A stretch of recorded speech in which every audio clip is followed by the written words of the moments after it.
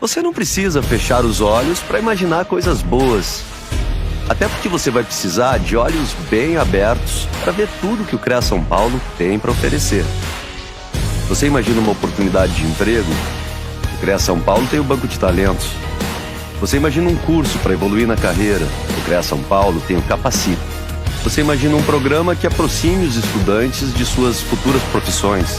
O CREA São Paulo tem o Estágio Visita. Você imagina uma forma de economizar? No CREA São Paulo tem o Clube de Vantagens.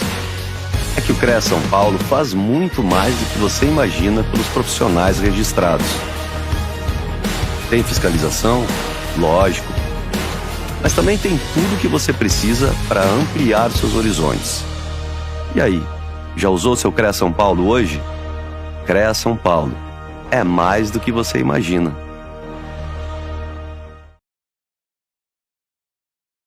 Funções do Conselho de Classe, Associação e Sindicato.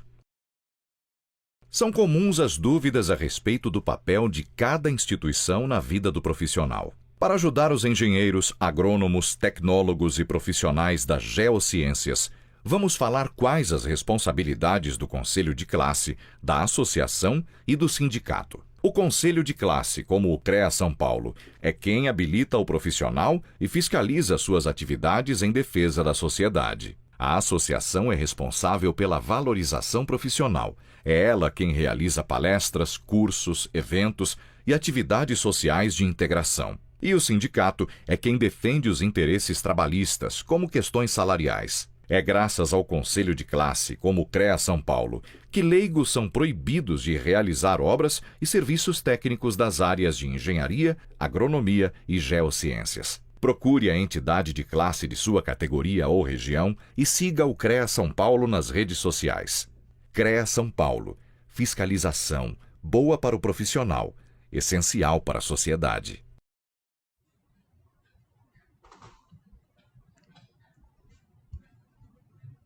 Olá, boa noite. Tá todo mundo me ouvindo aí? Vocês estão me ouvindo bem, pessoal?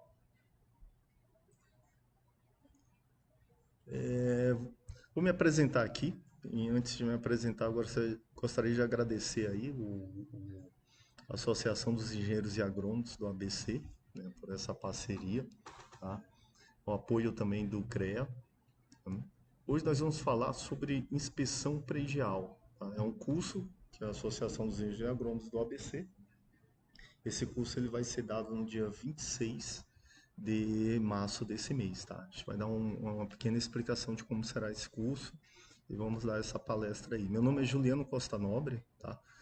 Eu fiz engenharia há mais de 20 anos, fiz engenharia elétrica, depois fiz engenharia de segurança do trabalho, depois fiz engenharia civil. Comecei a trabalhar com inspeção mais ou menos em 2010. Na época a gente fazia vistoria num hospital que eu trabalhava, tá? Depois evoluiu para inspeção. A gente vai ver essas diferenças, tá? De inspeção para vistoria. Então hoje a gente tem mais ou menos umas 100 mil fotos de inspeções, vistorias, tá? E essas fotos nós vamos colocar no nosso curso, né? Qual a ideia do curso? A gente vai mostrar as coisas mais comuns que a gente sempre encontra nessas inspeções. Né? É um curso bem prático, né? Nós vamos mostrar as fotos, mostrar o índice que vai contra a norma. Né? Eu vou deixar aqui meus contatos. Tá? Isso aqui é o WhatsApp da empresa, tá? O Instagram da Costa Nobre Engenharia. Sou sócio fundador da Costa Nobre Engenharia. Tá? Nós estamos completando hoje 10 anos, né, esse mês, 10 anos de...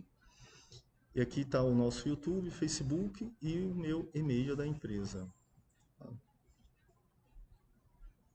Então vamos ver sobre inspeção predial. Se vocês quiserem fazer alguma pergunta, pode colocar aqui, tá? E no final a gente vai parar para fazer também abrir para as perguntas, tá?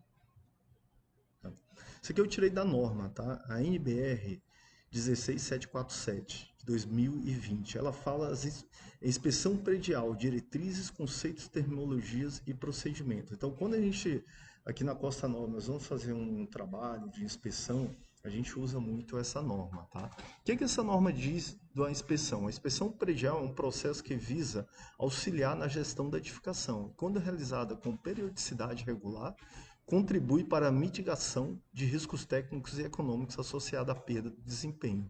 Tá? Essa inspeção, eu tenho que fazer ensaios, levar algum equipamento, tá? Ou eu só posso fazer ela visualmente. Olha, isso aqui eu tirei da norma também. Sua periodicidade está de acordo com as leis e regulamentos vigentes, bem como a eventual recomendação do profissional da inspeção. Então, o que acontece? O profissional, a norma, ela passa a responsabilidade para o profissional. Tá? Tem leis municipais, tem leis estaduais. Tá? Os clientes, geralmente, que nós atendemos aqui na Costa Nobre, engenharia, tem uns que eles fazem a cada 3 em 3 anos, tem um que eles fazem a cada uma vez por ano. Então, isso vai depender muito do teu cliente, tá? Da tua cidade e do teu estado. Tá?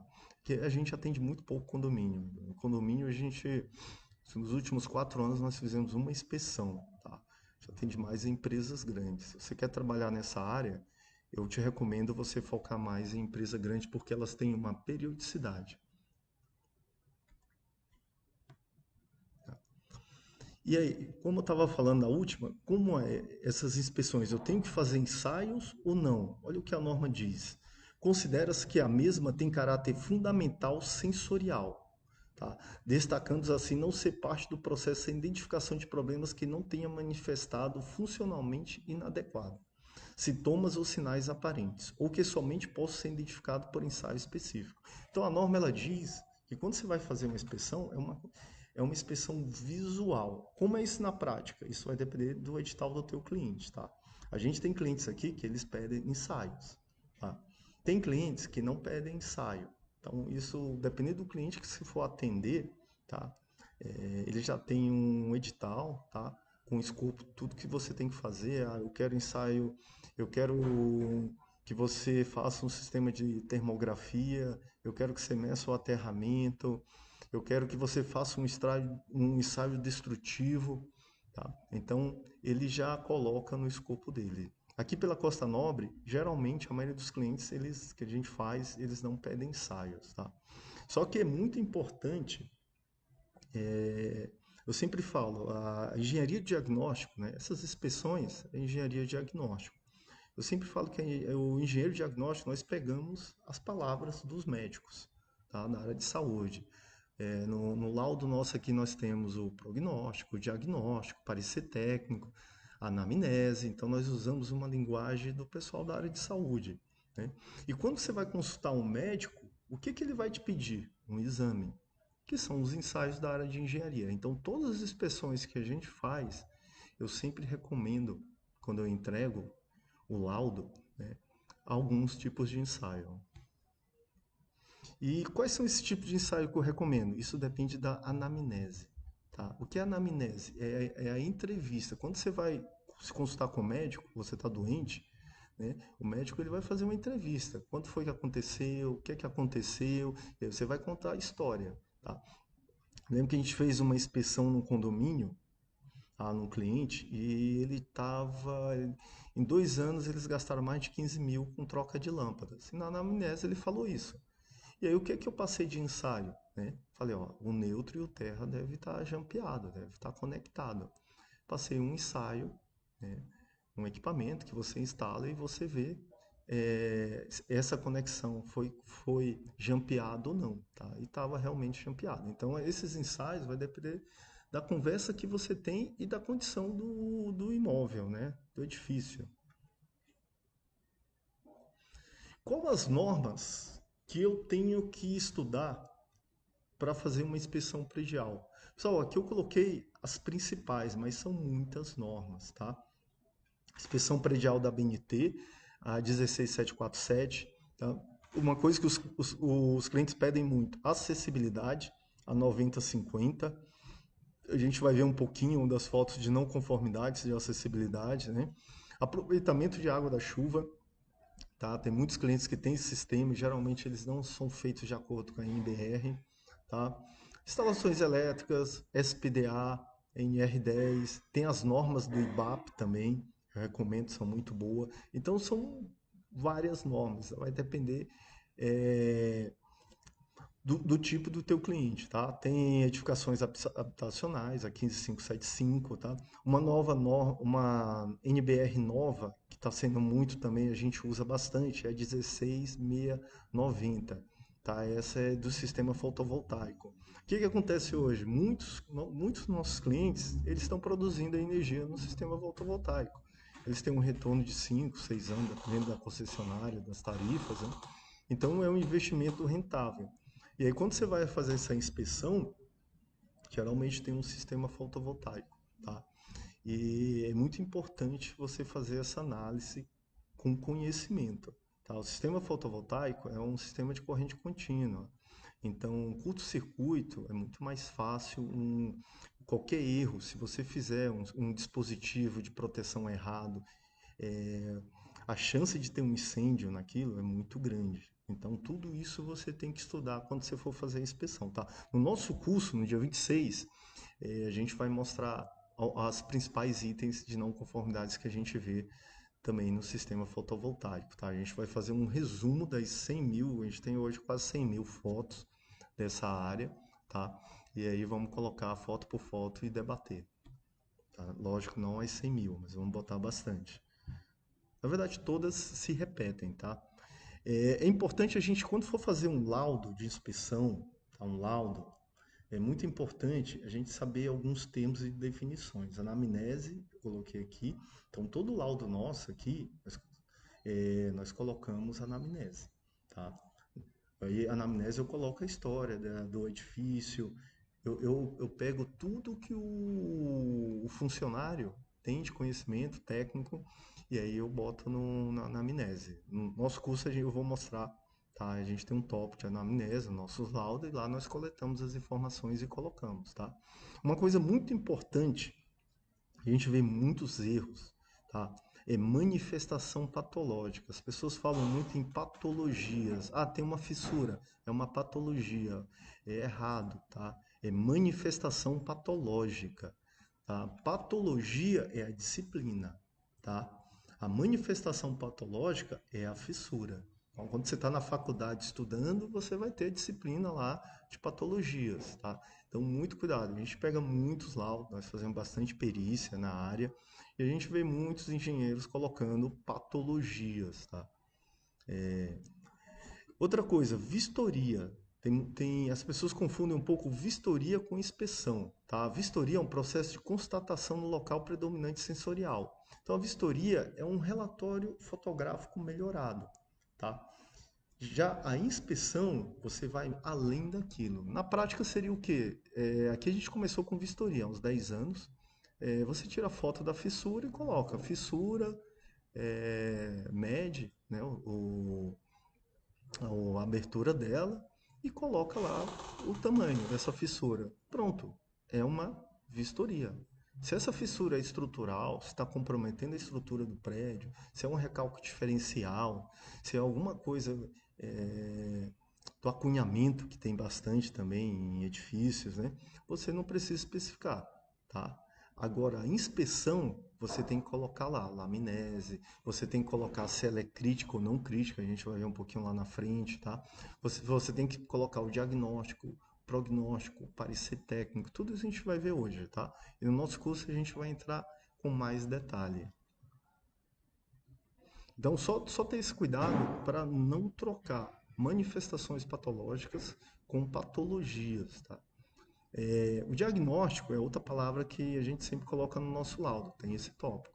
O diagnóstico nós pegamos também essa palavra outra vez do pessoal da área de saúde.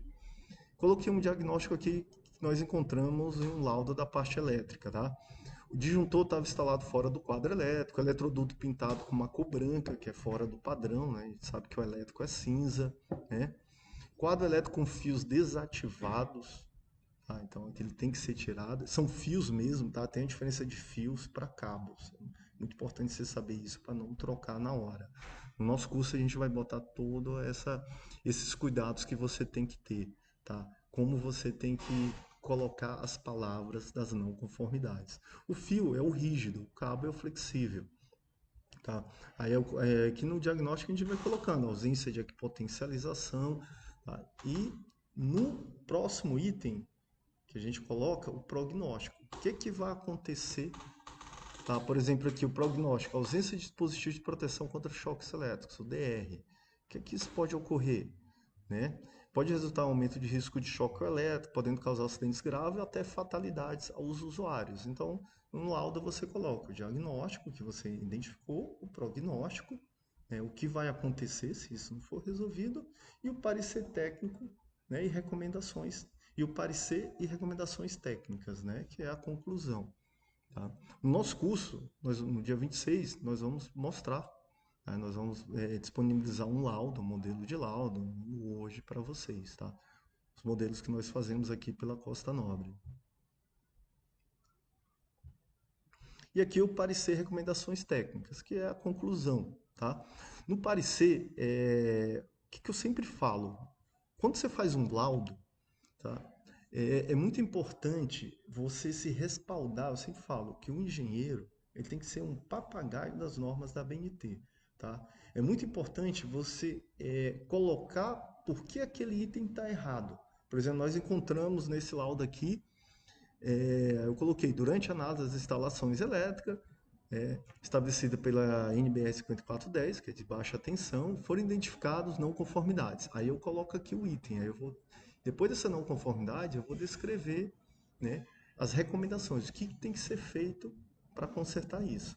Então eu coloquei aqui, conforme o item 6.2.8 das 5410, verificou que as partes vivas das instalações elétricas não estão devidamente protegidas contra contato acidental, contrariando as exigências estabelecidas nesse item. Então, todos os nossos laudos aqui, nós sempre fixamos, ancoramos a NBR, o item da NBR, tá? A gente vê muitos laudos, quando a gente está fazendo aqui, tanto do laudo das perícias, como do laudo do assistente técnico, nós olhamos muito laudos que o engenheiro só bota lá, tá errado, cabo exposto, tá errado. É muito importante você anexar o item, porque todo laudo ele gera um custo. Tá? Todos os laudos que nós fizemos aqui, nós fazemos, sempre tem um engenheiro que ele pega esse laudo e fala, olha, eu vou gastar tanto para fazer isso. Por que isso está errado? Não, isso está certo. É assim que o engenheiro vai fazer. Tá? O engenheiro que ele está lá numa repartição, ele está fazendo mais a gestão, ele não entende da parte técnica, ele vai olhar como custo. Então, quando você fixa esse item, tá? Aí ele não vai questionar. Se ele questionar, pô, mas está errado aqui esse item 6.2 da 5410. Aí você fala, pô, então você tem que participar da próxima atualização da norma e colocar isso para lá. Tá? Outra observação que as pessoas confundem um pouco. A NBR, as normas da BNT, elas são leis. Tá?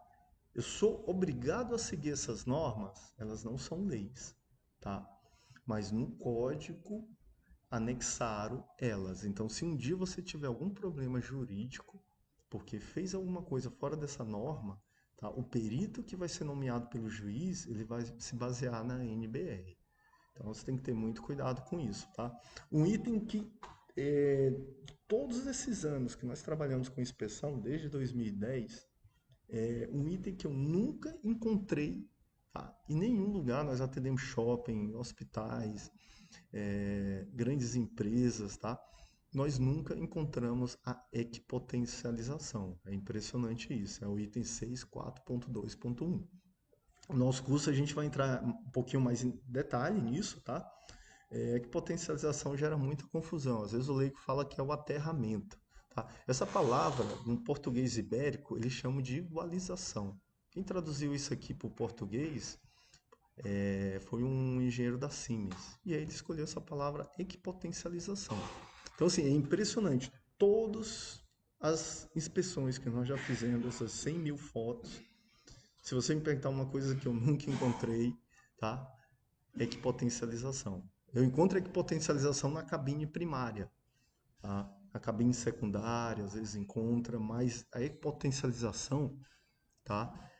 Aí aqui eu coloquei que potencialização principal da edificação não está devidamente realizada, reunindo os elementos exigidos pelas normas, quais como a armadura de concreto armado, tubulações metálicas, tá? E aí eu coloco o anexo G, né, que fala da equipotencialização da 5410. O que esse anexo fala? Olha só, quem trabalha com inspeção aí, tá? Já passou batida essa potencialização? Olha o que esse anexo é bem claro aqui, né? Se você olhar aqui embaixo, tem 3C, 3.C, que é o esgoto. Ele tem que ser potencializado. A linguagem mais popular, né, do leigo, tem que enfiar um cabo de cobre lá, conectar e conectar no BEP, um barramento de equipotencialização.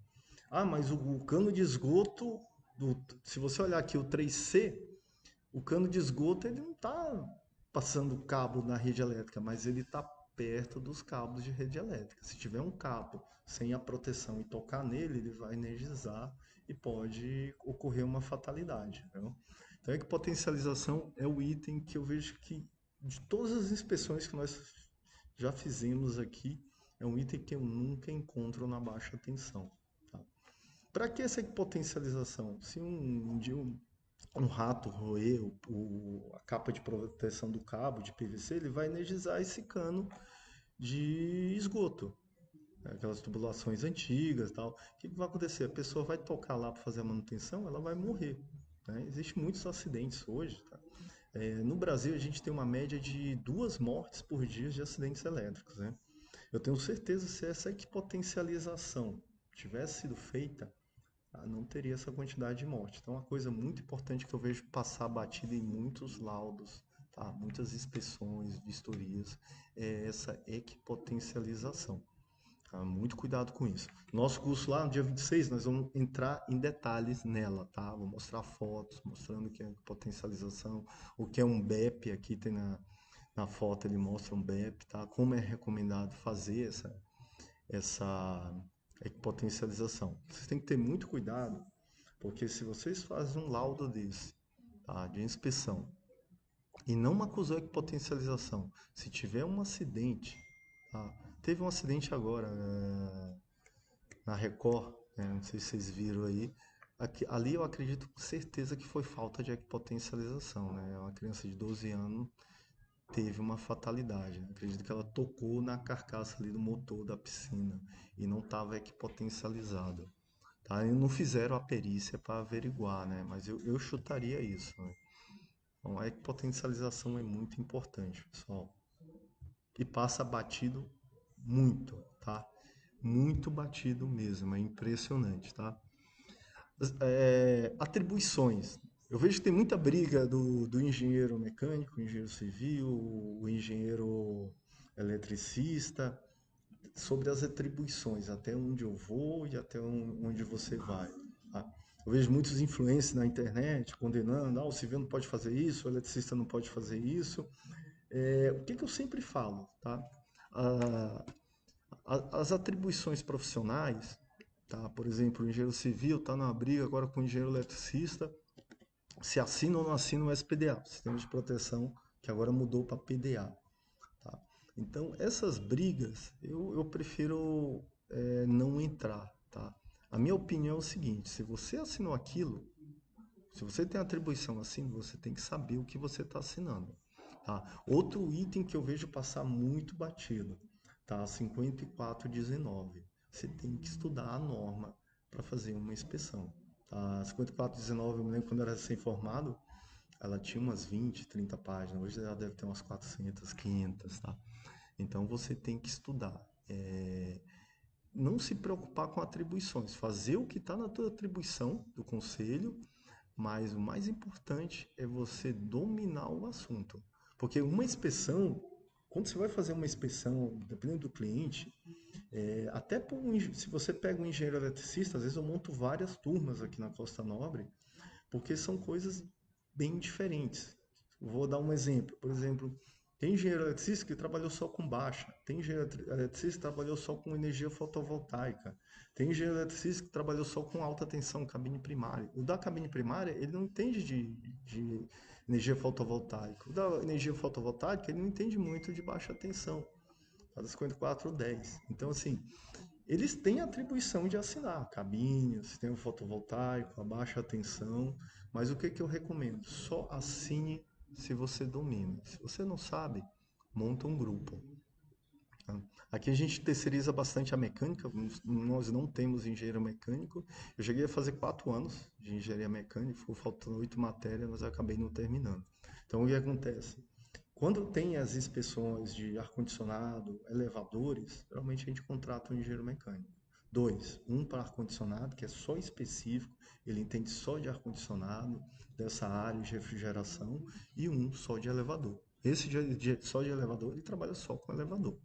Então, você tem que ter muito cuidado com essa questão. Não é porque você tem atribuição que você vai assinar aquele item que você não domina. Toma muito cuidado com isso, tá? Então aqui ele fala, isso aqui é a norma que fala, as inspeções prediais devem ser realizadas apenas por profissionais habilitados. O que significa isso? Ah, eu fiz o curso de engenharia, mas você é um profissional qualificado. Você não pagou o conselho, então você não é habilitado. Habilitado é quem está em dia com o conselho. Devidamente registrado nos conselhos profissionais, no nosso caso é o CREA, né, das respectivas atribuições profissionais contempladas na legislação vigente. Então, a norma ela joga a responsabilidade para atribuição, mas o que eu recomendo é muito complexo uma inspeção e exige, mesmo da mesma engenharia, existe muitos temas diferentes. Então, você não sabe. Você pode, se tiver um tempo, estuda, tá? Tem muitas coisas aqui. Agora tem um cliente nosso que ele está com. São shoppings, e eu acho que alguns colocaram energia eólica ou híbrida. E aí eles querem também na inspeção que a gente faça dessa energia alternativa deles. Nós nunca fizemos. O que é que nós vamos fazer? Ou estudamos bastante, pegamos um tempo, ou contratamos um profissional específico só nessa área. Tá? E aí a norma, no item 5.37, eu tirei muitos itens da norma, tá? Eu sempre falo, a norma você tem que estudar. Muitas pessoas falam assim, ah, você que já trabalha há tanto tempo, qual curso que você recomenda? A gente tem cursos aqui na Costa Nova, tem muitos profissionais, outras empresas têm cursos muito bons também nessa área, mas você tem que pegar a informação direto da fonte. E onde está essa fonte? É a norma. Tá? Eu me lembro quando eu era recém-formado, a primeira vez que eu li uma norma, ainda tive sorte, que eu peguei da 5419, sistema de para-raio, eram 30 páginas. Primeira vez que eu li, eu achei que aquilo era alemão, japonês. Li 30 vezes, aí eu achei que era alemão, já começou a melhorar. Li mais 30, e aí já virou inglês. Li mais 30, espanhol. Li mais 30, aí eu comecei a entender, aí eu vi que era o português. Então a norma você tem que estudar. Tá? As informações você tem que pegar direto da norma e apontar o item da não conformidade e colocar lá. Tá? Então a gente vê muito laudo quando a gente faz perícia, aí o outro lado coloca lá, tá errado. Às vezes o perito tá errado, mas não explica. Então, quando eu vou defender como eu sou assistente técnico, o perito, eu vou me basear na norma. Eu vou ser um papagaio da norma. Tá errado por causa do item 1.2.3, aí eu copio o item e depois eu vou traduzindo. Né? Outra coisa importante, que quando você faz um laudo de inspeção, de vistoria, você tem que entender que a pessoa que está do lado, ela é um leigo. Você tem que escrever numa linguagem fácil, tá? Às vezes é um engenheiro que está lá, mas é um engenheiro mais de gestão, ele não é da parte técnica. Então é muito importante quando você escrever um laudo, tá? Você escrever de uma forma para um leigo. Lógico, usando uma formalidade dos termos técnicos, mas escrever para um leigo. A gente atende aqui bastante juízes e eles sempre reclamam do médico quando faz a perícia, porque o médico ele usa uns termos que só o médico entende. Eles têm que ir o tempo todo no Google, aí não encontra. Então os juízes eles reclamam muito. Principalmente que você vai fazer para um juiz, você tem que lembrar que é um leigo. O síndico, quando você faz para o condomínio, a gente atende muito pouco condomínio, você tem que lembrar que é um leigo. Então tem que ter muita atenção com isso, tá? Então, o que que ela fala aqui? O item 5.3, organização das prioridades em patamares. Então, patamares de urgência. Então, toda vez que você faz uma inspeção, na vistoria você não precisa organizar a urgência, é um relatório fotográfico, tá? E aí você tem que colocar aquelas não conformidades e a urgência dela, tá? Isso a norma pede. Como é que você vai se basear isso? No nosso curso, no dia 26, a gente vai, a gente vai usar o método GUT, já que eu vou falar um pouquinho, tá? E aqui, baseado na norma do IBAP, ele coloca crítico. Crítico é o quê? É quando provoca danos contra a saúde e a segurança das pessoas, ou do meio ambiente. Um colapso, uma morte. Precisa ser, por exemplo, uma fundação, um recalque diferencial para colocar crítico? Não, pessoal, é alguma coisa que possa provocar um problema de saúde, um choque ou uma fatalidade. Por exemplo, um extintor vencido, você tem que colocar ele como crítico. É uma coisa super simples. Um extintor posicionado de forma errada ou com um material errado, né? Por exemplo, um de água numa subestação, né? Aí esse é um crítico. Tá? Muitas pessoas confundem achando que o crítico é quando o cara fez a fundação errada, o prédio vai desabar. Não, é alguma coisa que pode provocar um dano, tá? Um simples extintor. Tá? O médio é um risco de provocar a perda parcial do desempenho. E o mínimo é o risco de causar pequenos prejuízos à estética. Então, você tem que sempre colocar crítico, médio ou mínimo. Eu coloquei esse sistema baseado no IBAP de São Paulo, mas muitos dos nossos clientes, eles pedem o método GUT. Então, aqui, você vê aqui do lado direito, tá mínimo, crítico, médio, tá?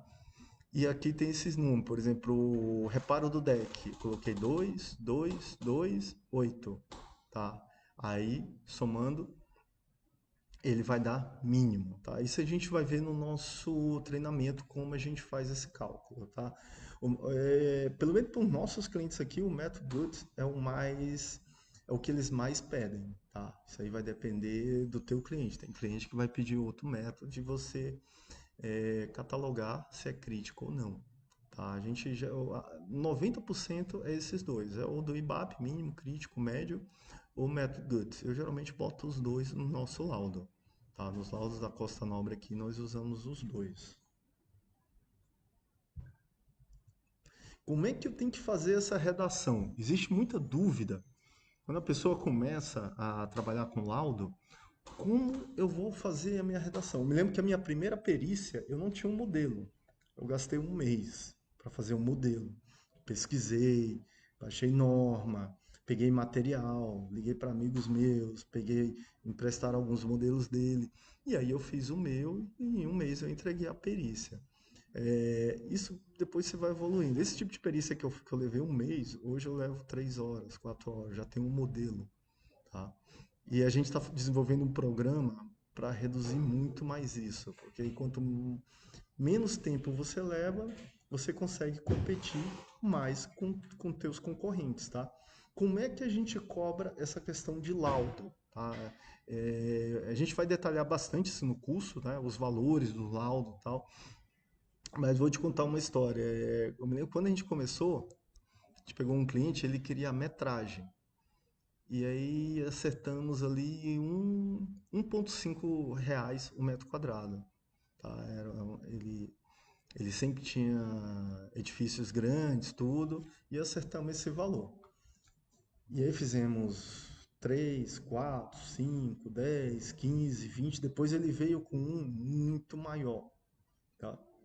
E aí eu somei lá e dava mais de 4 milhões se eu fosse cobrar de 1,5. Então, naquele momento, eu cheguei para ele e falei assim, ele nunca ia pagar, tá, 4 milhões e pouco para fazer aquilo, um absurdo, tá? E aí, o que que a gente fez depois? Aí eu falo, vamos fazer como todo mundo faz? Como é que todo mundo faz? A hora. A gente calcula a hora gasta por isso, tá? E aí chegamos a um valor. Mas mesmo na hora, é muito complexo. Isso depende de cliente para cliente. Uma vez a gente foi atender um cliente no Rio, eu imaginei 2 dias, eram muito pequenos os edifícios dele. 2 dias eu finalizaria. Só que o cliente, ele não tinha um hábito, uma equipe de manutenção preventiva, tá? A corretiva estava iniciando. E o que aconteceu? 2 dias eu fiquei lá quase 7 dias, 8, 9 dias eu fiquei. Então, assim, às vezes você faz esses cálculos e não dá, tá? Mas aí você vai aprendendo. Você vai aprendendo. Hoje, por exemplo, quando a gente vai fazer hospital, que a gente faz muito, nós já temos uma ideia, tá? Então você vai encontrando um valor fixo para poder cobrar. No início você vai ter dificuldade, tá? A gente vai ver isso bastante, precificação, tá? É muito importante, questão de ética, você cobrar um preço justo, tá? Eu atendo aqui um tipo de laudo que é bem simples, eu faço em 3 horas. E eu cobro 7 a 8 mil esse laudo. Eu vejo um perito que ele cobra 18 mil nesse laudo. Tá? E eu já olhei outro que cobra 1.200 nesse laudo. Então a gente tem que ter muito cuidado com a questão de valores. Tá? 18 mil eu acho muito caro e 1.200 muito barato. Tá? A gente tem que ter muito cuidado com precificar valores. Tá?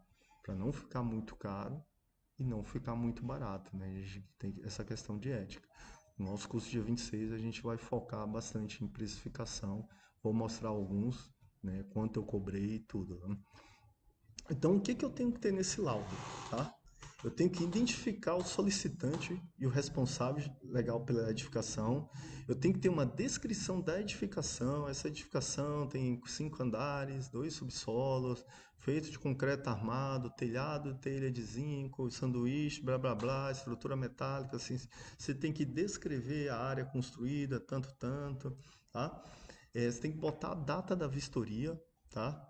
Os documentos solicitados e documentação disponível. Tem um item da norma que ela coloca tudo mastigado, quais são os documentos, eu vou mostrar aqui logo na frente, tá? Mas nem sempre esses documentos, tá, são atendidos. Às vezes você pede 30 documentos, o cliente dá 3. É muito importante você descrever que aqueles documentos X, Y, Z você não analisou, tá? A inspeção, ela não é só do edifício, ela é também da documentação, tá? A descrição da metodologia da inspeção que você usou, eu usei ensaios, não usei ensaios, foi visual, entendeu?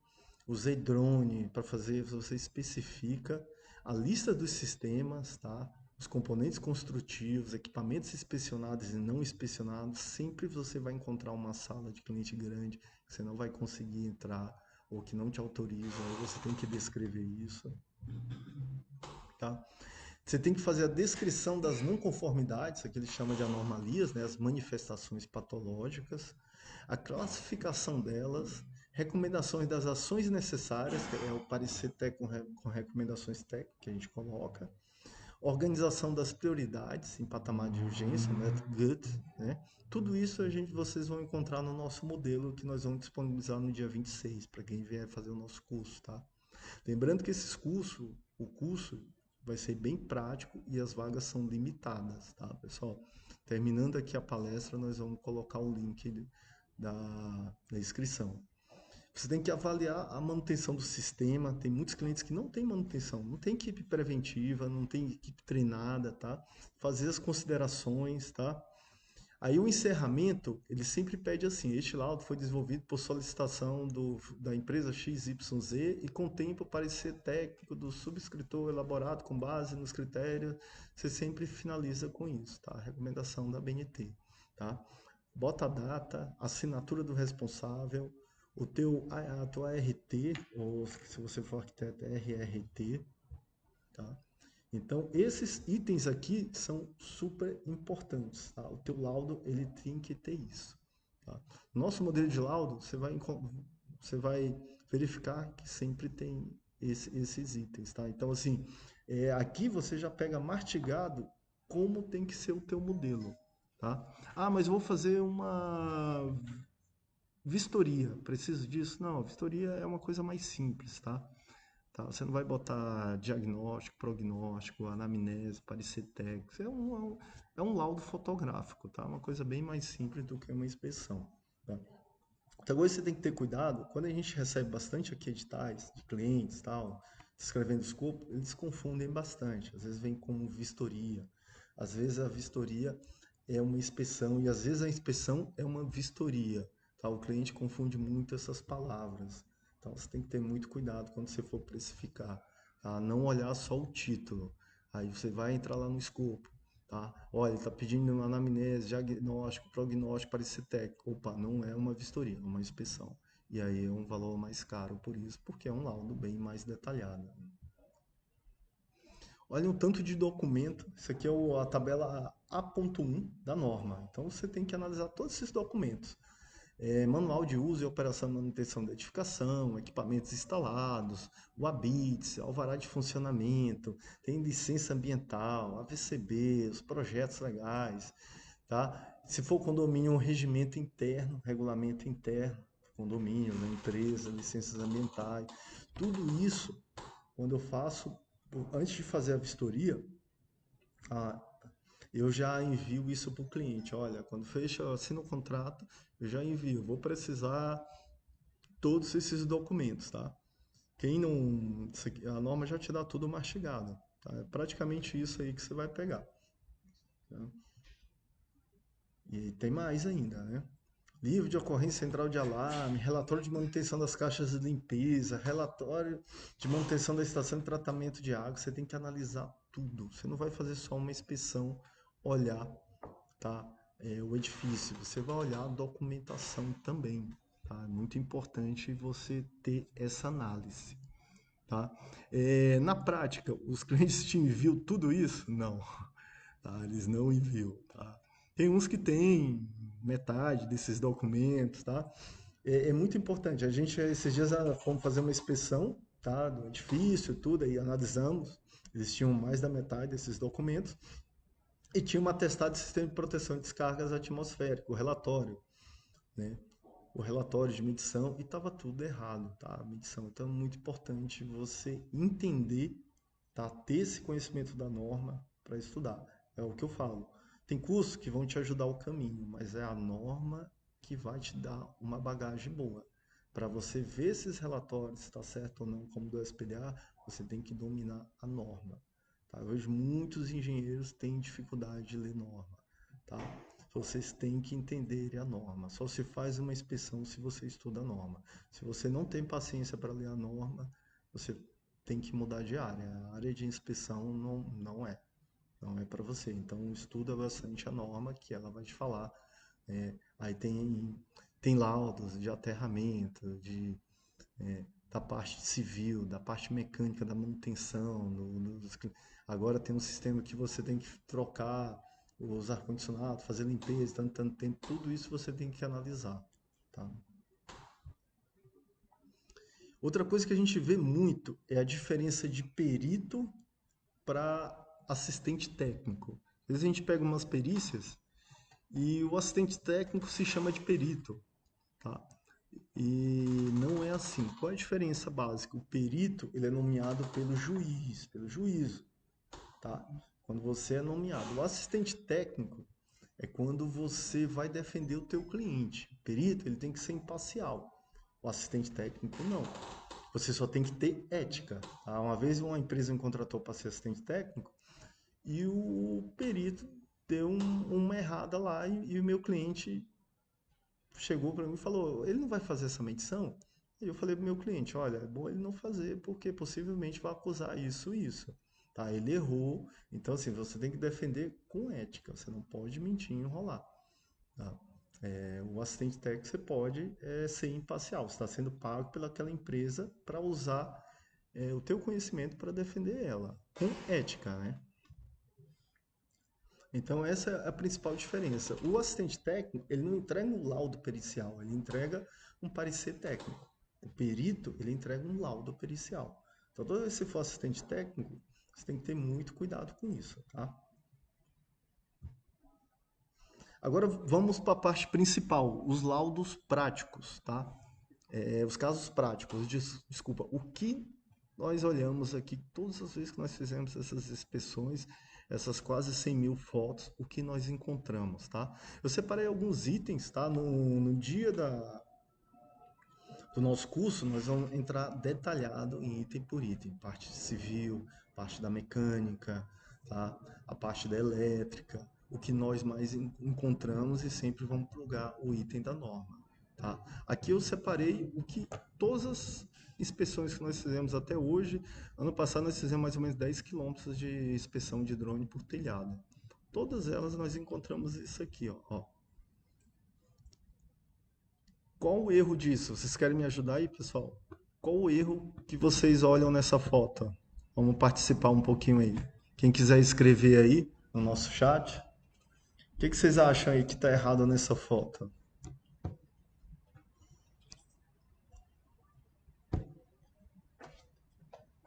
Deixa eu olhar aqui. O que vocês acham aqui, pessoal? Qual o erro que vocês estão olhando nessa foto? Todas as inspeções que nós fizemos de telhado, é muito normal isso, tá? Sempre tem muitos cabos, tá? Sem proteção mecânicas expostos no telhado, tá? Qual o perigo disso? Vamos lá, o telhado metálico. Tá? Qual o perigo disso com um telhado metálico? Esse cabo, geralmente é o cabo isolado. Todo mundo aqui no Brasil a gente usa o cabo isolado, que a 5410 agora quer mudar isso, tá? Eles querem proibir esse cabo. Esse cabo isolado, ele tem uma capa de PVC, só uma proteção. Tá? Ele aguenta 70 graus Celsius. Eu tenho certeza que nesses 30 dias aqui que São Paulo estava pegando fogo, se você medir a temperatura aqui do telhado, ele está muito mais do que 80 graus, tá? Esse cabo ele foi feito para aguentar 70 graus Celsius, pessoal. O que vai acontecer? Essa capinha de proteção de PVC, ela vai começar a dar fissura, fissurar, e aí vai ficar sem a proteção. Quando os dois cabos se juntarem, tem ali bem perto ali, ele vai causar um curto-circuito. Se for um telhado metálico, quando alguém pisar para fazer a manutenção, pode ter uma fatalidade, né? Então, uma coisa tão simples, mas super perigosa, né? Então, todos os telhados que nós fizemos, vistoria desses 10 quilômetros, a gente sempre encontra isso. É bem batido, tá? Nosso curso a gente vai mostrar bastante fotos, né? De telhado, são 10 quilômetros, a gente fez bastante coisa, tá? Uma dica que eu dou para vocês é o RTK. Você acopla no drone, tá? Você compra separado. Quando o telhado é muito grande, a gente usa isso para identificar. Então aí se você olha aí DJI, DJI 04.72, é a numeração da foto e a não conformidade. Então ele já te dá um mapa tudo montadinho para você. E aí o cliente só vai lá e resolve. Se você não tiver o RTK, como é que você vai fazer? Você vai fazer no olho. Tá? Um telhado grande, você bota o drone, caminha, sei lá, vai demorar bem mais. A cada 50 metros, aí você tira uma foto pro céu, né? Você tem que marcar alguma coisa. Aí volta o drone, aí mais 50 metros, você tem que saber no olho onde está cada foto. Isso dá um trabalho grande, tá? Quando o telhado é pequeno, é super simples, tá? Esse telhado aqui, ele é a gente tinha 800 fotos, pra você ter ideia. Isso aqui era só uma parte do anexo da indústria, né?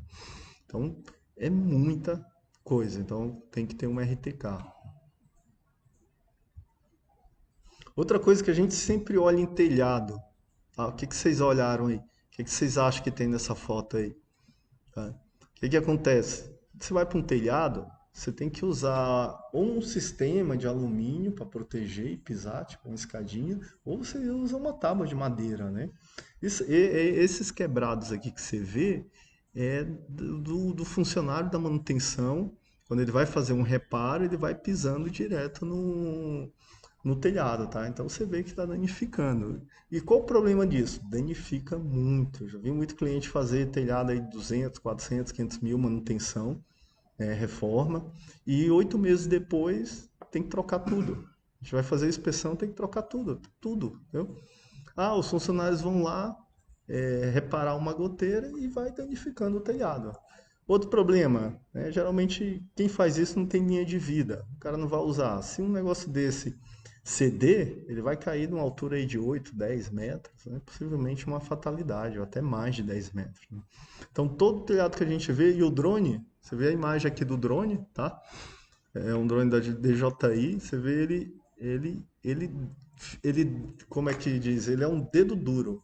Né? Ele vai dedando a manutenção, o que a manutenção está fazendo de errado. Então quando você faz uma inspeção, você analisa até como está a manutenção desse cliente. Desse cliente eu cheguei e falei para ele, teus funcionários estão destruindo teu telhado.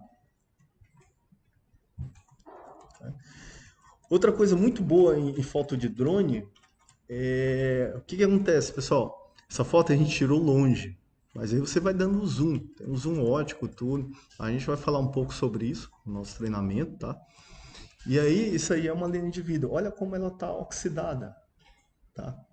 Então, é muito interessante você estar fazendo inspeção, porque primeiro você vai tirando foto sem ver nada.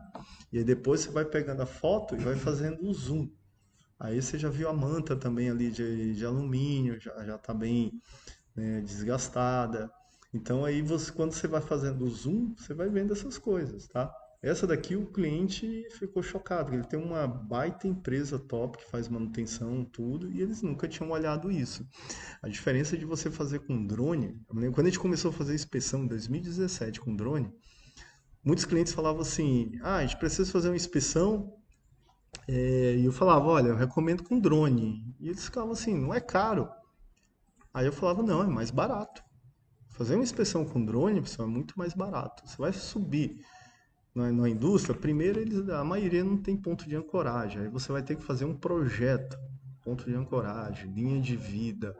Você vai ter que alugar geralmente tem nem escada de marinheiro para subir, uma plataforma. Olha o custo disso, né? Só isso aí já é 3, 4 vezes o valor da inspeção por drone, né? Outra coisa que a gente vê muito, esses parafusos oxidados, né? No telhado, o que o pessoal confunde muito? Eles sempre usam, às vezes, dois materiais metálicos diferentes, né? A gente estuda lá no primeiro grau, quando se usa dois materiais metálicos diferentes, forma uma pilha, né? O sistema é uma pilha. Um perde elétrons e outro ganha. Então, vai ocorrer uma oxidação. Tá? Essa daí, quem acerta aí, pessoal? O que vocês acham que essa é? Tá?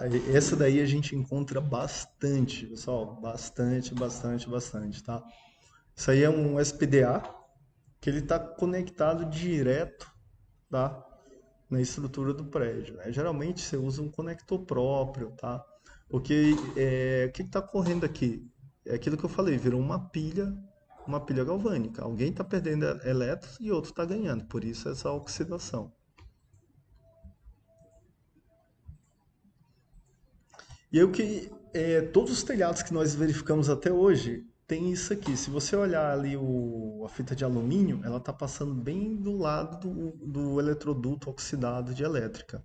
E tem uns cabos expostos ali. O que vai acontecer isso? Se cair um raio, vai passar aí, vamos chutar aí uns 50 milhões de volts, tá? E aí na alta tensão vai energizar esse eletroduto, esse cabo aí que vai passar aí 120, 127 volts, vai começar a passar agora 1000 volts e aí vai queimar os equipamentos. Pode ter fatalidades, pode ter acidentes, choques, entendeu? Então isso a gente olha muito em telhado, ausência de potencialização no SPDA. Tá? A norma antiga, ela calculava 2 metros. Tudo que está 2 metros de qualquer sistema do para-raio, você tem que potencializar. A linguagem é pegar um cabo, conectar lá e depois levar para o barramento, né? O leigo fala aterramento, tá? A norma agora, nova, existe um cálculo que você faz muito mais assertivo e muito mais complexo para falar sobre a equipotencialização, tá? Não é só mais a distância de 2 metros. Esse daqui também a gente vê em todos, praticamente 100% do que a gente fez, né? Aí a descida do para-raio, você vê que ele botou uma proteção mecânica, tudo, um eletroduto aí, só que não tem um aviso, né? A norma, ela pede um aviso, tá? Por que esse aviso? Existe a tensão de passo, então, se alguma pessoa na chuva, ela ficar ali perto, né? Eu sempre falo, cair um raio, você tem que ficar como Saci Pererê, tá? Por isso que o gado morre bastante. Se você tiver as duas pernas, uma um pouco distante do que a outra, vai dar uma tensão de passo. E aí a diferença de corrente, a diferença de tensão gera corrente e aí você vai levar um choque, né? Então a gente olha bastante também isso aí. Tem outro erro aí também, vou falar esse no curso quando vocês forem fazer, tá? Existe mais um erro nesse aí. Nessa foto são 2 erros. Acessibilidade é a coisa mais é bem interessante a acessibilidade, porque assim todos os clientes que nós atendemos do alto padrão, empresas super preocupado com SCG e tal, acessibilidade, existe a norma, a 9050. O que que as pessoas acham? É botar 2 barras ali e pronto, né? Então aqui tem vários erros, tá, pessoal? Esse vaso sanitário ele já não é, a norma já não pede mais esse tipo de vaso sanitário, tá? Agora, imagine esse lixo aí, um cadeirante. Como é que ele vai abrir esse lixo para jogar o papel higiênico? Com a mão, né?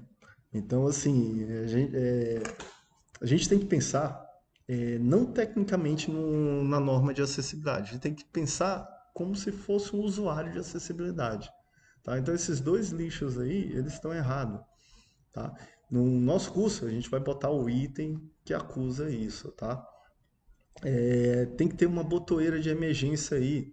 O cadeirante cai, como é que ele vai levantar, pessoal? Tem que ter uma botoeira perto. Então são vários erros aí que geralmente quando a gente entra no banheiro aí de uma empresa, a gente encontra uns 10 erros mais ou menos, né? Porque as pessoas acham, é só colocar a barra e pronto, o banheiro está acessível.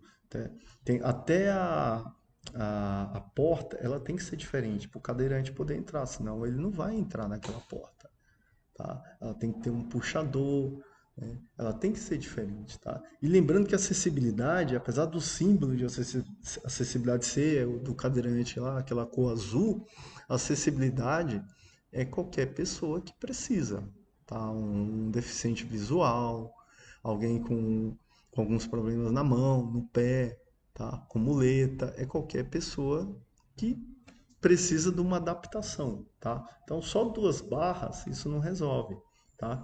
E o cego, como é que ele vai chegar aí, né? Então, no nosso curso a gente vai entrar bem profundo nessa área, tá? E vamos mostrar aí 20 erros ou mais do que a gente vê de acessibilidade quando nós vamos fazer essa inspeção, tá? Então, como é que o cego vai entrar aí? Cadê o piso? Aquele piso que a gente vê aí na Paulista, na rua, o piso tático, como é que ele vai se orientar? Aqui é a mesma coisa, sempre esquecem dessa parte, né? É uma pessoa que tem uma necessidade, por exemplo, usando muleta, uma dificuldade de caminhar, como é que ele vai se apoiar, né? Como é que ele vai se apoiar aí? Então, sempre esquecem também essa barra na pia. Então, a gente vai entrar bastante nessa área de acessibilidade, tá? É uma área que todo cliente ele vai te cobrar, tá? Todos os lavos nós fizemos, eles já falam logo, olha, a gente precisa do foco em acessibilidade. O que que acontece isso? Já peguei clientes, a multa é muito alta, tá? Como é que ocorre essa multa? É denúncia.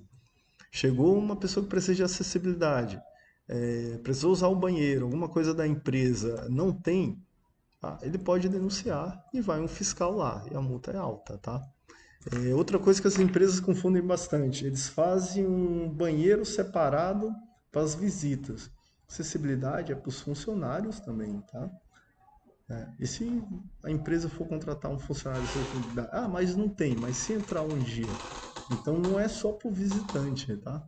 Acessibilidade é para todos os funcionários. O que que a gente olha de mais errado em elétrica, tá? Pra você ter uma ideia, todas as inspeções que fizemos de gerais, a instalação elétrica sempre foi condenada. Depende de ser nova, velha, nós sempre condenamos, tá? Porque sempre está fora da norma. Aqui tem vários itens, né? Os circuitos não estão identificados, tem vários itens de erro, mas o principal erro aqui dessa foto não tem um dispositivo de proteção contra choque elétrico, o DR, tá? Muitos engenheiros que trabalham nessa área eles confundem bastante. A norma tem um item que ela fala assim: o DR tem que ser usado em área externa, tal, papapá, né? Só que tem um item da norma que ela diz que todos os circuitos tem que ter um dispositivo de proteção contra choque. Então, como eu interpreto isso? Tem que ter na luminária, não é só em área externa ou contato com água, é tudo. Porque qualquer um desses você pode levar um choque. Onde você tem a possibilidade de levar um choque e ter uma fatalidade, você tem que usar o DR. Tá? Há uns 15 anos, trabalhei numa obra da Petrobras e lá era tudo com DR, tudo, luminária, tomada interna, externa, tudo. Tá? Então você tem que ter muito cuidado. Os maiores, a gente pega bastante processo de fatalidades em perícias, tá? É muito triste isso, tá, pessoal? Muito triste. A gente vê muitas, principalmente crianças, morrendo por uma ausência de DR, tá? Já vi muitos casos de engenheiro, eletricista que assinaram o laudo ali, ganharam R$ 100, tá? R$ 150 para assinar o laudo. Olha, é só uma renovação do laudo, instalação elétrica, assina aí, tá? E aí ele não vai lá no local. E eu vou te falar uma coisa, nenhum condomínio, nenhuma empresa que eu entrei, tirando a Petrobras, que a gente fez umas obras lá há quase 20 anos, usam DR, tá? A maioria usa em área externa, tá? Já vi muitos engenheiros terem processo na justiça por crianças, nem vão no condomínio, recebe R$ 150, uma renovação, não, é renovado, isso aí já está tudo certo, só assina aí, tá? A gente tem que ter muito cuidado com isso, tá?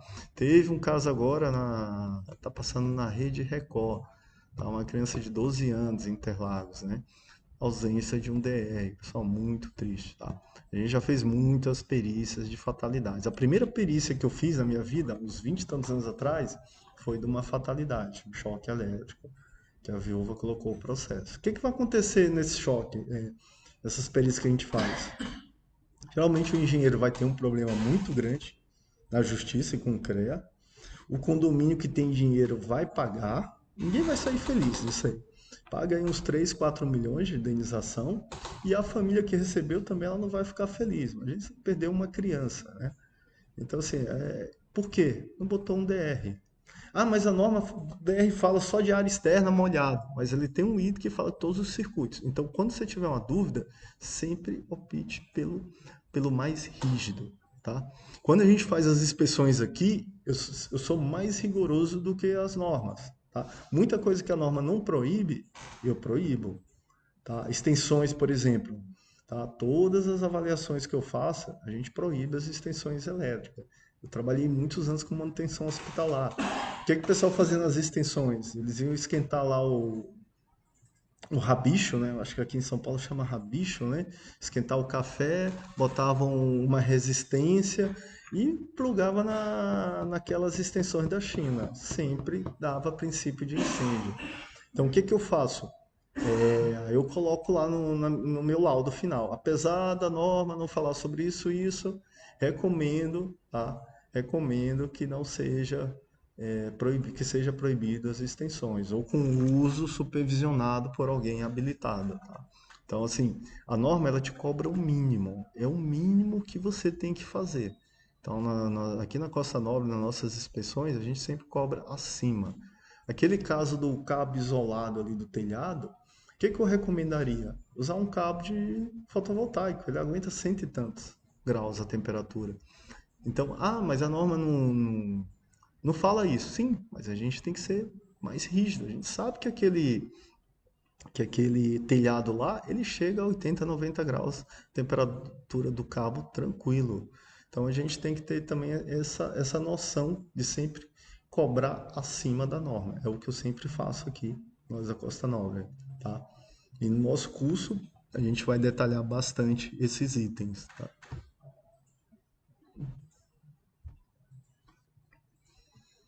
Pessoal, esse é um dos maiores, a gente encontra muito. Eu trabalhava com manutenção, trabalhei com manutenção hospitalar de 6 hospitais e depois eu mudei de empresa e fui para 6, na época eu era CLT. E a gente encontrava muito. Lá a gente fazia inspeção, era um engenheiro para fazer elétrica, mecânica, civil, era para fazer essas três, né? A gente fazia as inspeções de mecânica, civil e elétrica. Hoje eu acho que deve ter mudado, deve ter um engenheiro para cada um. Isso foi há uns 10 anos, né? E a gente olhava muito, na linguagem popular, a gente fala o jampeamento. O cabo verde aqui é o terra, possivelmente, e esse cabo azul é o barramento do neutro, né? Você vê que também tem uns pontos de oxidação, né? A limpeza também, tudo isso a gente tem que colocar no laudo, tá? Tudo isso aí a gente coloca.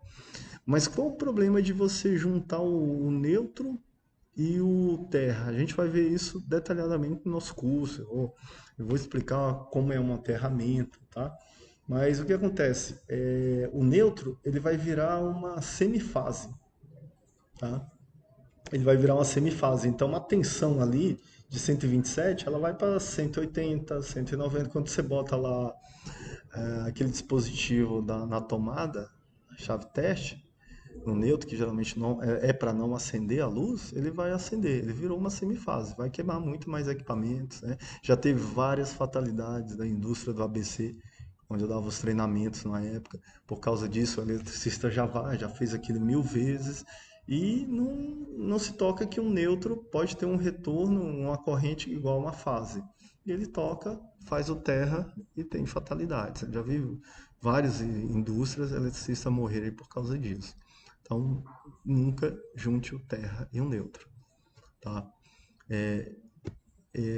Tem vários tipos de aterramento que a gente vai ver um pouquinho desses aterramentos também no nosso curso, tá? Tem um aterramento IT, que ele é totalmente diferente, ele é para gente, como eu trabalhei em hospital, a gente avaliava muito o aterramento IT, tá? Ele é um trafo que ele está muito perto do centro cirúrgico e ele sai sem o neutro, tá?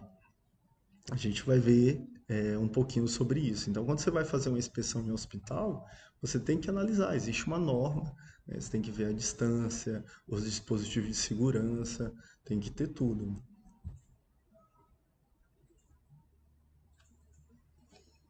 Olha só, outra vez, aqui tem um problema, né?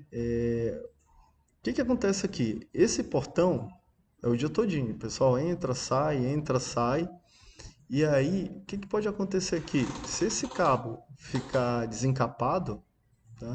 Ele pode energizar esse portão. Quando a pessoa tocar para entrar, ela pode levar um choque e falecer, tá? Isso aí é o quê? Ausência de equipotencialização.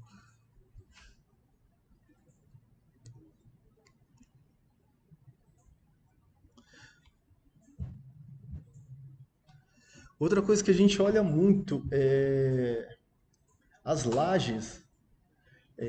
A gente vai ver isso também no nosso treinamento, tem as impermeabilizações com manta, né, onde passa movimento, tudo. E nessas lajes que não tem movimentação, o pessoal esquece que tem que impermeabilizar, tá? Então aqui você já vê que já tem um ponto de infiltração. Possivelmente essa laje de cima tem mais de 20 anos que não foi impermeabilizada. A gente pegou umas fotos por drone, tá? Não tá tão feio aqui porque tinham pintado, eu acho que uma semana, duas, alguma coisa assim, né? Outro erro que a gente vê muito, né? O eletroduto pintado de preto, né? As cores, numa urgência, você tem que ter as cores certinho, elétrica, cinza, o verde, X, tem que ter essas cores que quando tiver uma urgência você sabe onde atuar, né, pela cor. Então, nunca pintar um eletroduto uma cor fora da norma. A gente vai ver essa norma também, tá? Mas laje é impressionante, o pessoal esquece, tá? Não circula pessoas, tá? Né? Tem um concreto lá e esquece da impermeabilização. Ele fica 20, 30 anos, tá? E esquecem, pintam. Tá? A gente vê também o que eu sempre coloco nos nossos laudos é assim, uma falta de um acompanhamento do habilitado nas manutenções. Tá? Tem clientes que a gente atende e já são recorrentes, a cada 2 anos chama a gente, a cada 1 ano, a cada 3 anos, e a gente volta lá e tá pior, tá? Tá pior. Teve um do telhado lá que eles gastaram uma reforma fenomenal, exorbitante o valor. A empresa fez, entregou, tá? Foi a empresa que eles contrataram, mas o setor de manutenção não é treinado, não tem um habilitado ali. Então é o cara que sobe lá sem a tábua, sem usar o ponto de ancoragem, né? E ele vai destruindo o telhado. Então quando a gente volta 1 ou 2 anos depois, tá pior. Tá o cara, pô, mas eu gastei uma fortuna, gastei 300, 500 mil para reformar esse telhado, mas não gastou ali 1 dia, 2 dias de treinamento do pessoal da manutenção. Então, nos nossos laudos também, nós apontamos muito a falha do pessoal da manutenção, tá? Eu vou abrir agora para as perguntas, tá, pessoal? Já está dando aqui o nosso tempo, né? Se vocês quiserem entrar em contato aqui, tá aqui o nosso WhatsApp, nosso Instagram, Face, tá? Quem puder fazer esse curso, eu recomendo, é um curso muito bom. Muitas pessoas me perguntam, eu tenho que comprar drone, eu tenho que comprar câmera termográfica, eu tenho que comprar isso, aquilo, os equipamentos são caros. Pessoal, você não precisa comprar nada. Quando a gente começou há muitos anos atrás, eu só tinha paguei uns R$ 2, R$ 2, R$ 3, para medir as fissuras, tá? É a única coisa que você precisa, tá? Dependendo de onde você compra, é até mais barato que R$ 2. A princípio, você não compra nada. A gente começou assim, tá? Como a gente já trabalhava com drone, a gente usava o drone. Eu preciso comprar o drone mais top de 200, 300 mil. Não, pessoal, pode comprar um Mini Mavic, tá? Qual a diferença de um drone top para o Mini Mavic? É o zoom ótico. Então você pode fazer isso, mas você tem que se aproximar mais. O zoom ótico você consegue tirar uma foto distante e ela não perder a qualidade, tá? Já com o Mini Mavic ou um Mavic simples você tem essa diferença, mas isso vai depender do piloto. É só operar o drone mais perto, né, do telhado. Perto que eu falo 3 metros, pessoal. 3 metros aqui é um operador é uma distância super segura.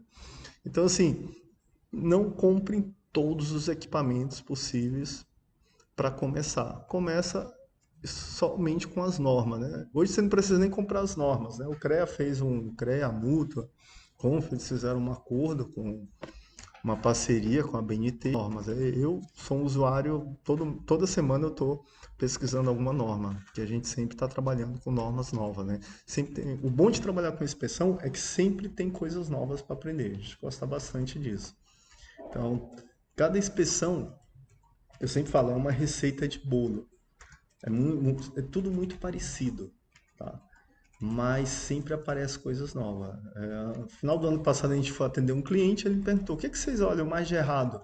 Aí eu falei para ele, olha, aqui, certeza que vai dar o teu telhado, acessibilidade e elétrica. E foi os 3 itens mais críticos. Quando eu entreguei o laudo, tava lá acessibilidade, telhado e elétrica. Era o que tava zero, assim. Então é sempre repetitivo, tá? Pessoal, podem fazer pergunta, tá? Vou recomendar, já lançamos aí o link? Vamos colocar agora o link do curso, tá? Atenção que esse curso ele tem vagas limitadas, tá? 26 de março, vão ser 2 dias de 3 horas cada dia, vai ser à noite, tá? As vagas são limitadas, então assim, use, mesmo sendo um curso gratuito, pessoal, tenha consciência na hora de fazer essa inscrição, não ocupar a vaga de outra pessoa, tá?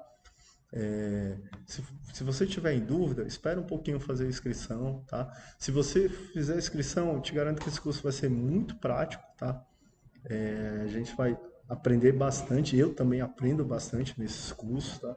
A ideia desse curso é virar um livro, tá? A gente quer pegar as principais fotos, as coisas que repetem mais, e fazer um manual, tá? Um manual prático de inspeção. Porque se você pegar 85% das inspeções que a gente faz, a gente já sabe que vai encontrar. Impressionante. É um Ctrl+C, Ctrl+V. Tá? Ausência de potencialização, telhado com algumas não conformidades, tá? Um ou outro. Fissura tem bastante, tá? A gente vai ver algumas fissuras que são mais delicadas, que você tem que ter cuidado, com uma de 45 graus, né? Que é um recalque diferencial. A gente vai ver isso aí com mais calma, como identificar. Então, o bom dessa área é o seguinte, tem uma demanda muito alta, tá? A gente tem uma demanda muito alta aqui. A gente começou atendendo em São Paulo, depois foi para o Sudeste, depois Centro-Sul e agora nós atendemos todo o Brasil. Os estados que nós nunca fomos foi na região sul, Santa Catarina, Rio Grande do Sul e Paraná. Mas de São Paulo para cima a gente já atendeu praticamente quase todos. Tem uma demanda muito alta, são pouca mão de obra qualificada. Tá? E o bom, assim, você precisa de uma equipe muito boa. Você não consegue fazer isso sozinho. Eu vejo engenheiros que fazem sozinho, mas eu não recomendo, tá? Ninguém sabe tudo. Tá? Mesmo que você consiga assinar tudo, você tem que ter muito cuidado com o que você está assinando.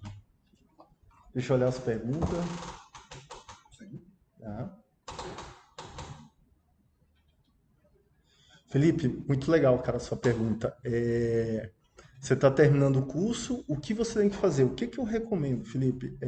Faça uma especialização na área de engenharia diagnóstica. Eu aprendi muito, tá? Eu fiz uma especialização. Lógico que você não vai aprender, você está fazendo faculdade, você não vai aprender todas as matérias da tua especialização. Tem professores muito acadêmicos, uma linguagem muito teórica, tá? Mas você vai encontrar caras muito bons. Eu aprendi bastante. Então, a primeira coisa que você faz faça uma pós, tá? Na época que eu fiz a minha, eu parcelei em não sei quantas mil vezes, cara. Paguei cento e poucos reais por mês. Mesmo que você não está trabalhando, ela não vai ser um custo tão alto para você. Então, eu recomendo. Tem pós online, né? E tem de todos os preços, tá? Mas procura professores que trabalham na área. Essas especializações que são professores da área, tá, elas têm mais respaldo, que o cara está no dia a dia, né? Ele não está só naquela linguagem acadêmica do ar-condicionado, ele está no dia a dia fazendo inspeção, ele sabe como é o dia a dia, tá? Então, a primeira coisa que você faz, que eu te recomendo, é isso. E o segundo, é uma coisa que eu sempre falo, você tem que ter humildade, tá? Esses dias eu dei um curso para um aluno, lá numa empresa, e ele trabalhava muito com uma área específica. E um dia eu fui fazer uma inspeção e a área dele, mandei um WhatsApp, né? Ô, cara, você que trabalha nessa área, tira essa dúvida. Então, assim, você tem que. Ninguém sabe tudo, né? Aqui a gente tenta passar o máximo possível que a gente sabe, mas a gente sempre está aprendendo. Então, você tem que ter sempre cercado por boas pessoas para te orientar. Sempre vai aparecer dúvidas e procure engenheiros específicos, tá? Que trata só daquela área. E aí são muito mais confiáveis. Aqui a gente terceiriza bastante para fazer algumas inspeções, principalmente mecânica. E aí quando eu contrato, é o cara só do ar-condicionado. O outro mecânico é só do elevador. Tá? É muito melhor assim. Tá? No nosso curso nós vamos ver várias coisas para os engenheiros mecânicos, tá? De ar-condicionado e elevadores de não conformidade que a gente encontra bastante. Tá? A gente vai ver não conformidade da civil, da elétrica, mecânica e segurança do trabalho. Tá? Essas 4 áreas.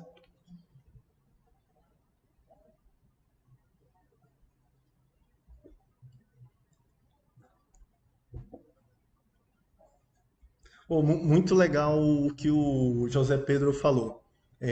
José Pedro,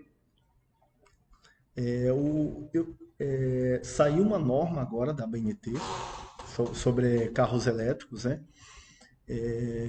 E também, não sei se já saiu ou vai sair uma nota técnica do bombeiro sobre isso, tá? Eu ainda não estudei, não tive nenhum cliente assim, que tinha pontos de cargo elétrico, mas quando tiver eu vou ter que estudar isso aí. Eu sei que o bombeiro quer uma distância de segurança tal. A última vez que eu acompanhei, tem um amigo meu que ele participou dessa NBR e ele trabalha mais com isso, né? A última vez que eu conversei com ele, eu li um pouquinho a norma, agora eu não sei como tá, se o bombeiro já saiu isso, tá? O que eu sei é o seguinte, 75% dos incêndios dos Estados Unidos hoje é isso, tá? Essas baterias são altamente explosivas. Se você faz alguma coisa errada, ela explode, tá? O drone aqui a gente trabalha desde 2017, para guardar a bateria do drone, eu boto numa capa especial. A alta temperatura, aquilo explode, entendeu? Você tem que ter todo um cuidado com isso. Então o Corpo de Bombeiro está super certo com isso aí, tá? É uma área que como eu não peguei nenhum cliente, eu ainda não estudei. Mas quando eu tiver algum cliente disso, eu vou me aprofundar. Já li um pouquinho uma norma e da última vez que eu dei uma estudada, o Corpo de Bombeiro não tinha lançado. Felipe fez uma pergunta assim, mano? Ah, já, né? É sobre o estudante.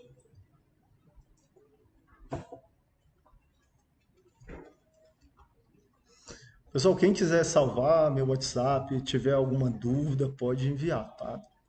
Eu espero todos vocês nesse curso, tá? Esse curso vai ser presencial aqui na sede da Associação dos Engenheiros e Agrônomos do ABC, tá? Que tem uma estrutura muito boa, é uma associação muito ativa, tá? Sempre tem bons cursos. E aproveitem esses cursos gratuitos, porque esses cursos são caros, tá?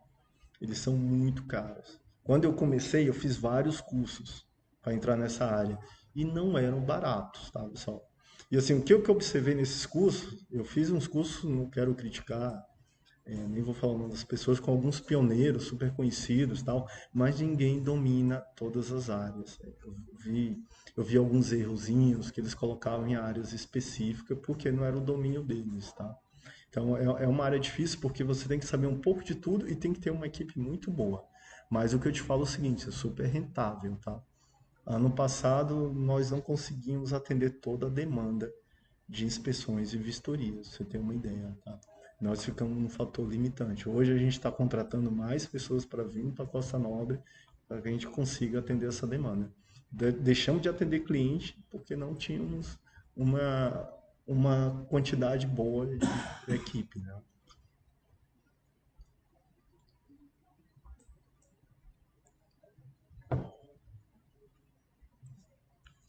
Mais alguma pergunta, pessoal? Tá. Então, eu recomendo esse curso para engenheiro civil, engenheiro de segurança do trabalho, engenheiro mecânico, engenheiro eletricista. Então, mais uma pergunta aqui.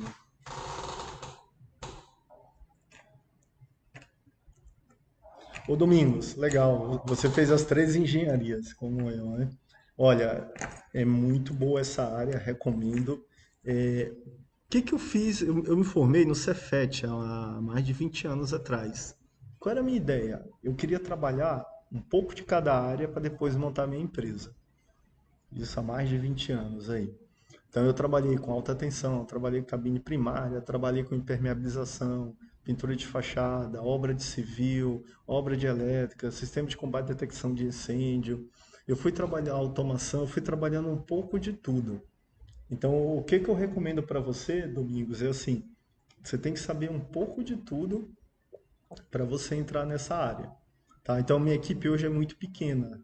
E isso o cliente, quando ele contrata, ele gosta bastante, porque a gente atende muita empresa grande. E é uma dificuldade para entrar, integração, tudo. Então, quanto mais pessoas, maior a dificuldade. Tá? Mas eu não faço tudo, tá? Eu tenho humildade de algumas coisas eu não tenho, não posso assinar, então eu contrato e algumas coisas que eu não domino, tá? Você não precisa saber tudo, tá? A gente tem um curso aqui de perícia que eu sempre falo isso, tá? Você não precisa saber tudo. Ah, você vai fazer essa perícia? Sim, eu posso contratar alguém, estudar e fazer junto com essa pessoa, tá? Você pode também, quando você é nomeado, você botar os honorários de uma pessoa para te ajudar. Olha, nessa numa área tal X, recomendo contratar o fulano junto comigo, porque ele é um engenheiro especialista nessa área.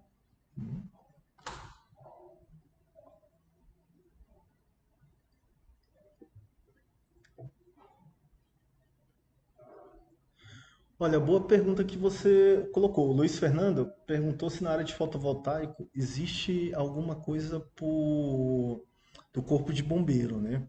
O que acontece com essa questão do corpo de bombeiro? Tal, é bem interessante. O corpo de bombeiro, ele puxou esse... O que acontece? 75% dos incêndios na cidade de São Paulo eles são por mau dimensionamento da instalação elétrica. O cara não sabe botar um disjuntor, dimensionar um disjuntor, um cabo, né? E aí ocorre esses incêndios, né? A maioria das vezes. Então, o que o corpo de bombeiro ele puxou esse problema para ele e aí começou a fazer as ITs, né? Olha, tem que ter a vistoria do corpo de bombeiro, tal, tal. Mas lógico que assim eu pego muito cliente que o corpo de bombeiro fez a vistoria tudo e eu reprovo. Eu chego e falo, pô, mas você reprovou? O corpo de bombeiro ele faz o básico, ele faz o que algumas empresas não fazem. Alguns países quem tem que fazer isso é a concessionária, tá? A concessionária que tem que cobrar o projeto, a RT, tá? Mas aqui ficou naquela, ninguém quer a responsabilidade, então o corpo de bombeiro pegou. Mas mesmo com o corpo de bombeiro fazendo, que eu acho uma iniciativa muito boa, tá? Eles chamaram aí um pessoal de São Paulo bem conhecido para fazer essas ITs, tudo, tá? Que na teoria é muito boa, na teoria é muito boa. Agora, às vezes na prática não funciona porque o engenheiro aceita R$ 100, 150, tá? Para assinar para condomínio. Eu já fui síndico de condomínio e tinha essas coisas aí que eu chegava o orçamento de R$ 150, R$ 100 do SPDA, do laudo, das instalações elétricas, e aí a mulher do condomínio falava assim, não, mas é só uma revisão. Eu falei, não, não é revisão não, tá tudo errado, né? Então, infelizmente, assim, a teoria é muito boa, mas por causa da ética de alguns engenheiros, a coisa não funciona, tá?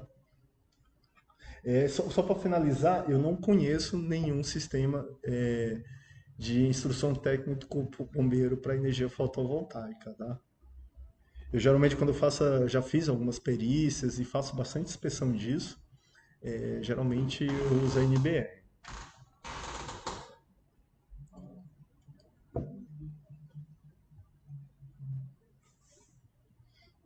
Pessoal, espero que vocês tenham gostado, tá? Os nossos cursos, eles são bastante práticos, tá? São coisas que nós trabalhamos, todos os cursos que nós temos hoje na Costa Nova, são 56 cursos. São bastante práticos, são voltados no dia a dia mesmo. São coisas que a gente aprende no chão de fábrica, lá no operacional e traz para a sala de aula, tá? Então esse curso aqui, em parceria com a associação, ele vai ser muito prático, tá? Vai ser uma linguagem muito simples, tá? Acredito que vocês vão gostar bastante e aprender bastante. Nós vamos aprender bastante.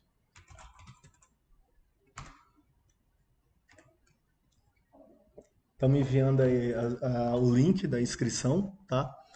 E o curso vai ser daqui 2 semanas, tá perto aí, pessoal.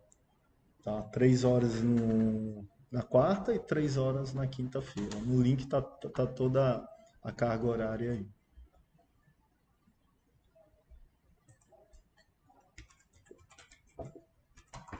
Quero agradecer a todos aí a presença, tá? Eu sempre gasto muito tempo estudando, até hoje. Já me formei há mais de 20 anos. Eu faço bastante curso online. Esses cursos com apoio do CREA eu faço bastante, aprendo muito, tá? É muito bom a gente ter essa renovação. Você sempre está aprendendo. Então, parabéns aí para todo mundo que gastou um pouquinho do seu tempo hoje, da sua quarta-feira, para aprender aí, tá? Pessoal, quem quiser fazer botamos a lista de avaliação, né? Pessoal, quem responder a lista de avaliação, nós temos um site ensinando coisas. Nós vamos sortear um treinamento para vocês, tá? Quem responder a lista de avaliação aí vai participar do sorteio.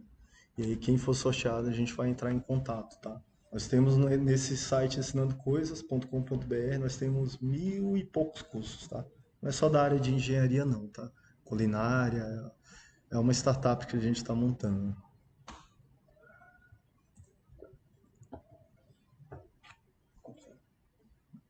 Bom, vamos encerrar aí. Boa noite para todo mundo. Bom descanso.